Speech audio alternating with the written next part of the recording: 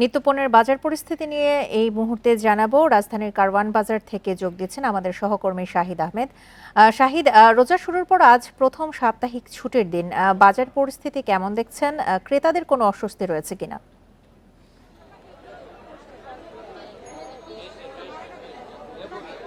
সঞ্চারে আমি আপনার সাথে কথা বলার আগে সরাসরি চলে যেতে চাই বাজারে। এই মুহূর্তে জাতীয় ভোক্তা অধিকার সংরক্ষণ অধিদপ্তরের অভিযান চলছে। আমি যদি সরাসরি একটু দেখাই, সেক্ষেত্রে কিছুক্ষণ আগে জাতীয় ভোক্তা অধিকার সংরক্ষণ অধিদপ্তরের একটি টিম কারণ বাজারে কাঁচা বাজারে বিশেষ করে তদারকি করছে এবং লেবু দামটা যেহেতু এখন একটু কমেছে 40 থেকে 60 টাকা, কিন্তু অস্বস্তি বাড়াচ্ছে করলা, বেগুন, শশা, এই পণ্যের দামগুলো এবং সবগুলো কিন্তু 100 টাকার উপরে দাম বিক্রি হচ্ছে। আমি যদি আরেকটু বিষয় জানিয়ে রাখি বাজারে, যে এই বিষয়গুলোর সাথে সাথে আরেকটু যেহেতু স্বস্তির বিষয়, সেটা হচ্ছে বাজারে সয়াবিন তেলের সংকটটা যেটা ছিল সেটা কিছুটা হলো কাটতে শুরু করেছে।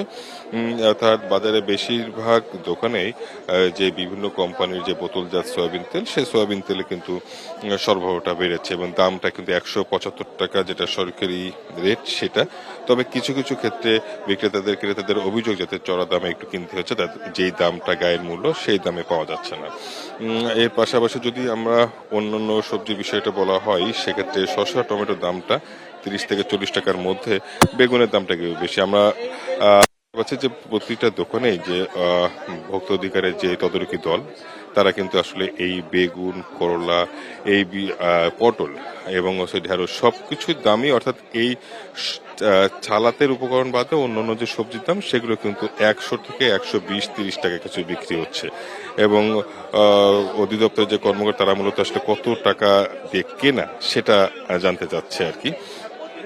এবং এখন পর্যন্ত কোনো তদারকি দল যে ব্যবসায়ীরা আছে তাদেরকে আসলে কোনো জরিমানা পর্যন্ত করা হয় না, মৌখিকভাবে সতর্ক করা হচ্ছে।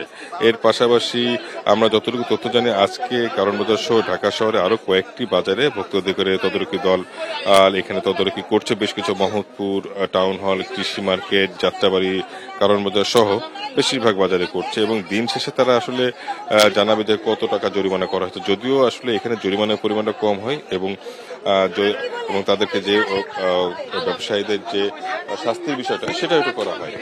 যদি এক কথায় আপনাকে বলি, সেক্ষেত্রে আজকে বাজারে তদারকি দল কিন্তু অভিযান চালাচ্ছে এবং এই ছুটির দিন সহ রাজধানী কারণ বেশিরভাগ বাজারে ভোক্তা অধিকার তদারকি চলছে। এই তদারকির ফলে আসলে কতটুকু বাজারে স্বস্তি মিলবে সেটা এখন দেখার বিষয়। যদিও চিনি, তেল, ছোলা, বেশিরভাগ রমজানের পণ্য গত বছরের দামটা কমছে, শুধু সবজি কিছু দামটা অস্বস্তি বাড়াচ্ছে, সেটা গরু মাংস এবং মুরগির মাংসের দামটা কিন্তু গত সপ্তাহের মধ্যে একই রকম আছে। মূলত এই ছিল রাজধানী বাজার পরিস্থিতি থেকে সবশেষ। রাজধানীর কারওয়ান বাজার থেকে বাজার পরিস্থিতির সবশেষ অবস্থা নিয়ে জানাচ্ছিলেন আমাদের সহকর্মী শাহিদ আহমেদ।